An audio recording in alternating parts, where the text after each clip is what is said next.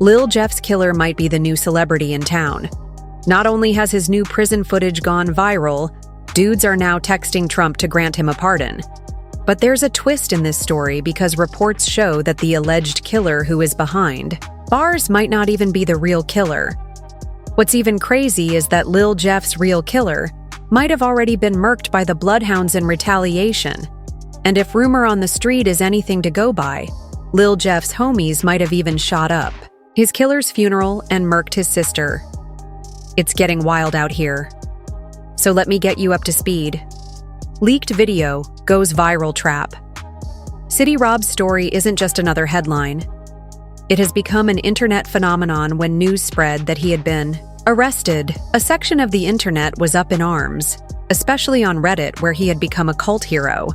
His name dominated discussions and debates raged over whether he was a necessary force in the community or just another statistic in a broken system. Because his story is wild, he has become so popular that he has his own subreddit called Trap City Unk Gang, where there's more than 2,500 members calling themselves nephews. I ain't gonna lie, Reddit be tweaking. They got his own, look, they got a group called Trap City Unk Gang. Right. That's the group, Right. Unk Gang, and his picture's on there, and then they got, look, it say 1,000, the members in there, it say 1,738 nephews. Guys even hopped on Instagram trying to message Trump and get him to parent traps.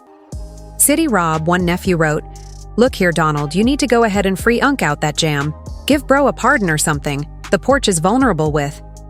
No nigger to defend it, Trap City got no defense player anymore. Free Unk fam, while another one posted, "Dear Mr. President Trump in here to inquire about UNC, also known as Rob. There's a lot of nephews who care about and miss our beloved Unk, and we would really appreciate if you considered pardoning him well." There's now an update on Reddit's favorite uncle, a photo of Trap City. Rob had leaked onto Reddit showing him in good shape and good spirits. It was a relief to his growing fan base, who had been anxiously waiting for news to them. He wasn't just another person caught up in the system. He was someone who had done what many believed was inevitable trap. City Rob has become an internet sensation over the past year. He had killed one of the most heartless gangsters in Chicago, Lil Jeff, a man who would kill people and brag about it on Instagram for likes. His haters and people who despise gun violence were all too pleased when Lil Jeff was killed, and it was caught on camera. On June 8, 2024, popular journalist Kyle Maza broke the sad news on his X account saying unidentified male victim shot and killed in Chicago, Illinois. On June 8, 2024, Hot News reports that the victim killed is Chicago rapper Bloodhound Lil. Jeff, his post detailed the harrowing incident, stating at approximately 5:14 p.m. Saturday afternoon on the 600 block of S. Rhodes Avenue, a male victim, John Doe, was near the sidewalk when he was struck in the chest by gunfire. The report further explained what followed. The victim was transported to the hospital where he was pronounced dead. There are no suspects in custody. A large number of shell casings were located at the crime scene. It didn't take long for CCTV footage of L. Jeff's death to make its way onto the internet. Once it did, it spread like wildfire.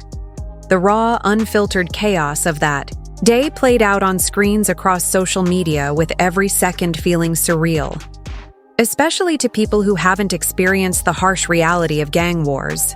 The footage came from a security camera on the 600 block of S. Rhodes Avenue, capturing a group of people near a house in a few paired cars. Among them were Lil Jeff's crew. The one sitting in a black car, a figure dressed in all black, another in red, who was later identified as Q50, and one wearing a white hoodie. Meanwhile, another man wearing yellow shorts was seen trying to get into a car when Lil Jeff suddenly spotted him in the footage. The door of the black car swings open. Lil Jeff steps out. No hesitation the second he locks eyes on the man in yellow shorts. He takes off running. The chase begins, but then Lil Jeff's figure vanishes from the camera's view, disappearing behind a large pillar near the house while he's in pursuit. His homies don't follow. Instead, they turn their attention to a gray car parked nearby, and they start letting off shots at its occupants. While all this is happening, Jeff manages to hit his target, the man in yellow shorts, striking him once in the chest. It should have been an easy finish, but before he can do anything more, two figures suddenly emerge from a nearby alley and they're armed. They don't hesitate. They open fire immediately. Lil Jeff never stood a chance. The force of the bullet sent him flying back onto the pavement landing.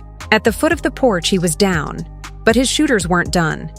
Reports say they emptied an entire magazine into him at point-blank range, ensuring there was no coming back from this. Reports show that he was shot 19 times, and a paperwork say he was hit 19 times in the chest area. He was shot 19 times. 19 times his homies, including Q50, tried to fire back, but it was already over. They knew there was no saving him. Without a second thought, they bailed, hopping back into the car and speeding off, leaving Lil Jeff bleeding out in the street. The scene was brutal, and as the video played out, it became clear how quickly everything had escalated. Scanner reports later confirmed that a shooting victim hit 15 times had been transported to the hospital by his own crew. CCTV footage actually captured the moment Lil Jeff's friends tried to carry him from the porch, where he had been gunned down, desperately trying to save him. But despite their efforts, by the time they reached the hospital, it was too late. Lil Jeff was pronounced dead on arrival. Meanwhile, the man in yellow shorts, who had also been shot, made it to the hospital with his own people. He had taken a bullet to the chest, but unlike Lil Jeff, he survived by the time authorities arrived. The street was littered with evidence. 58 shell casings were scattered across the pavement. The cops knew without a shadow of a doubt that the shootout had been intense. And just like that, it was over. The end of Lil Jeff, the man who had terrorized his ops and mocked their deaths on social media. And Trap City, Rob had emerged as the unlikely hero. However, what's on Reddit might be all cap, because just a few months later, one of Trap City Rob's affiliates would be credited with the hit, but not before he was also shot and killed by Lil Jeff's affiliates. Enter Trap City Carter on October 20th, 2024. News outlets reported that a man had tragically lost his life in Chicago. The previous night had seen shots being left off and in the city's Oakland neighborhood. By the time it was all over, a man lay bleeding on the pavement, his life slipping away with every passing second. It happened around 8:41 p.m. on South Ellis Avenue, a block that, like so many others in the city, had seen its fair share of violence. Witnesses told police that two men had approached their target, guns drawn, and fired without hesitation. The 32-year-old victim never had a chance. Within moments, the shooters had jumped into a white vehicle and disappeared into the night. Paramedics arrived quickly, rushing the victim to the University of Chicago Medical Center. But the damage was done. The victims had sustained multiple gunshot wounds to the chest and had lost too much blood despite the best efforts of the doctors. He was pronounced dead shortly after arriving to the world. He was just another name in a tragic headline. Chevelle Carter, as the medical examiner later confirmed. Another statistic in Chicago's ongoing struggle with gun violence, but in the streets he was known by a different name, Trap City Carter, but on Reddit forums he is also known as Vel or Stalk in a bag. Carter, his ops couldn't hide their excitement over his death. They on social media were just like Lil Jeff, posted cryptic messages that hinted at Carter's murder being get back for Lil Jeff's death. They wanted everyone to know that they had just murked one of their biggest ops, and the internet couldn't help but notice. Bro be celebrating like a sports team won the championship when they get back for their dead homies. That's that get back for my man. That's that get back for my man. Get back for my man. One comment went under the radar. It was a threat, but no one paid any attention to it because it was too audacious of a threat. Just wait till the funeral, the comment read. It was a clear threat. Trap City Carter's ops were going to pull up at the funeral feral, but no one took the threat seriously. Or maybe no one really saw it. Because on the day Trap City Carter was laid to rest, tragedy struck on November 2nd. What was supposed to be Trap City Carter's sending off turned into yet another tragic incident in Chicago's gun violence epidemic. A woman was shot and killed while taking part in a funeral procession for her brother in South suburban Dixmoor. She had come to say her final goodbyes, to grieve with family, to honor the life of someone she had loved. Instead, she lost her own at exactly 12:01 p.m. Dixmoor police were called to the scene at 147th Street and Sealy Avenue, where a white Jaguar SUV had crashed into a house. But the real tragedy wasn't the crash itself. It was what officers found inside the vehicle behind the wheel was a 34-year-old woman.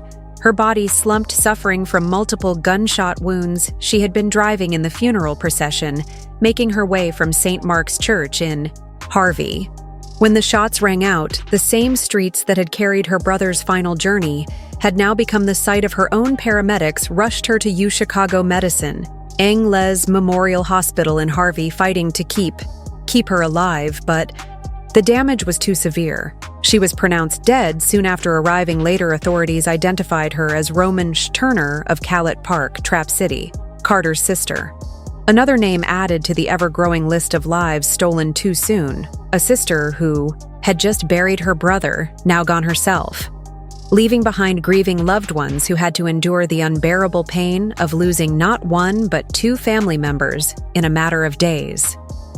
But this isn't the first time gang violence has been seen at a gangster's funeral, because back in 2018, when one of Chicago's most feared shooters almost lost his life while attending a friend's funeral, it was supposed to be a final goodbye, a moment of mourning for rapper Vonry Chris, better known as Dus Man, who had been another casualty in the Chicago gang war. But in the streets, even funerals weren't off limits. Ducey had been gunned down by an op, and his death had heightened tensions between the Black disciples and We gon' surprise. You talking about tonight. We gon' surprise, bro. It was a warning one that would come to life just days later on the afternoon of October 17th. Friends, family, and fellow gang members gathered to lay Ducey to rest. The funeral was packed just as expected, and Oblak members saw it as the perfect opportunity to strike as mourners were leaving the church. The chaos started. A car suddenly pulled up. Doors swung open and masked gunmen jumped out without hesitation. They started letting off shots towards the mourners' direction. Bullets flew in every direction. Panic set in. Some MERS ran for cover, while others, including gang members, pulled out their own guns and fired back. In the middle of the chaos, Way was hit. A bullet struck him in the head, and he dropped to the ground. The shooters wasted no time.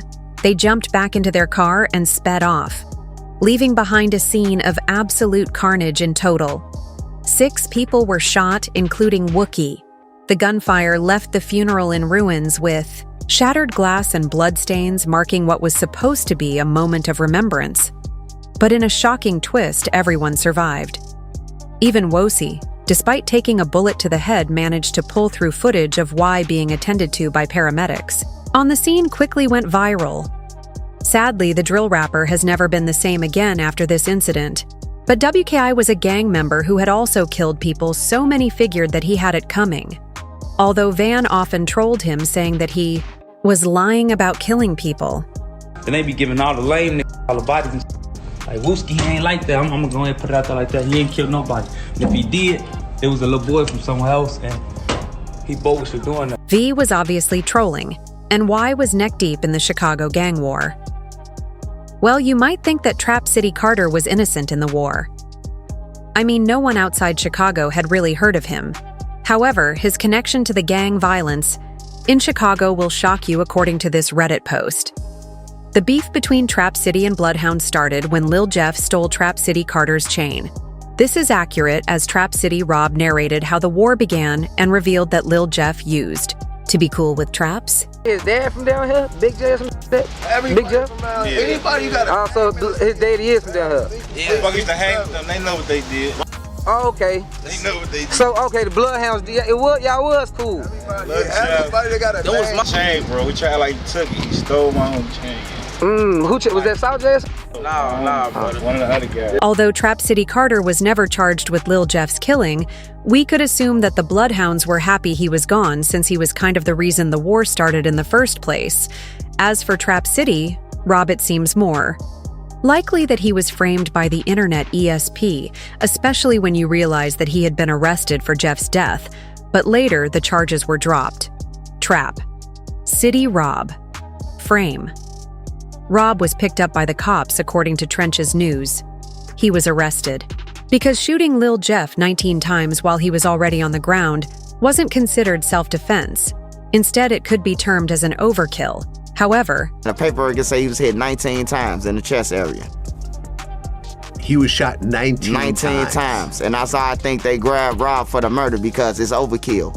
It ain't self-defense 19 times. Reports surfaced on Reddit showing that Trap City Rob had his charges downgraded from first-degree murder to a gun charge. Another Reddit post revealed that Trap City Rob was initially arrested for the Lil Jeff murder because a witness placed him at the scene when Lil Jeff died. However, the Chicago Police Department investigated and couldn't prove that he was the actual shooter, so they just dropped his murder charge and gave him a gun charge. What's worrying is that he hasn't come out to outright deny his involvement in Lil Jeff's death. If he's not careful, he could end up in jail for a crime he didn't commit.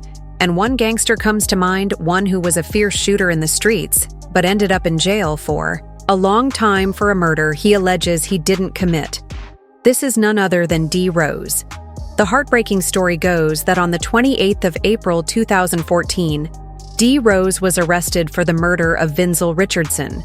The arrest was the beginning of a new wave of controversy that would allegedly see D. Rose locked away for decades. You see, on the 12th of February 2014, 14-year-old Vinzel Richardson, alias Big, had just left a convenience store and was walking home in the streets of West Woodall, Chicago, accompanied by two other teens. The time was around 8:20 p.m. when they reached the 6 on 100 block of South Vernon Avenue. Suddenly, a white van pulled up beside them, and shooters started letting off shots, hitting Vinzel in the head. Chicago police arrived at the scene, launching an investigation into the murder they quickly identified the shooting as possibly gang-related, given the ongoing conflicts between the gangster disciples and black disciples in the area. It turns out that the white van that had pulled up beside them was later found to belong to D. Rose, a known member of the 600 gang. This was crucial to his arrest, although word on the street is that he was mistaken for another shooter who was also in the white van. Lil Loss, a Cook County jury would convict D. Rose of first-degree murder. The prosecution presented a compelling case built on eyewitness testimonies and forensic evidence. Witnesses claimed they saw D. Rose and the white minivan used in the shooting, and ballistics matched the bullets to a gun linked to him. The white minivan identified by multiple witnesses became a crucial piece of evidence. A cop even testified that at 9:30 p.m. on February 11, 2014, the day before the shooting, he and his partner were on a routine patrol in an unmarked squad vehicle when they noticed a white Dodge Caravan double-parked on South Honore Street near 66th Street, which is a residential area in Chicago. The van was parked in a way the homeless man went viral. There have been ruthless killers in the streets of Chicago, but none can match this insane moment. The video started off with Jeff trying to holler at the homeless dude. The dude thought Lil Jeff was going to show him some love, maybe even give him some loose change or something. However, Jeff pulled out his blick and started threatening the guy unprovoked. I caught me some action. Yeah, what up, Joe? How you coming? You ever seen one of these? You think you can run from this? Get your back. You can, hey, try to run. See how fat? I'll get out this car right now and you up. However, Jeff changed his tone and told the homeless guy that he was just kidding. Nah, I'm just playing. Hey, I love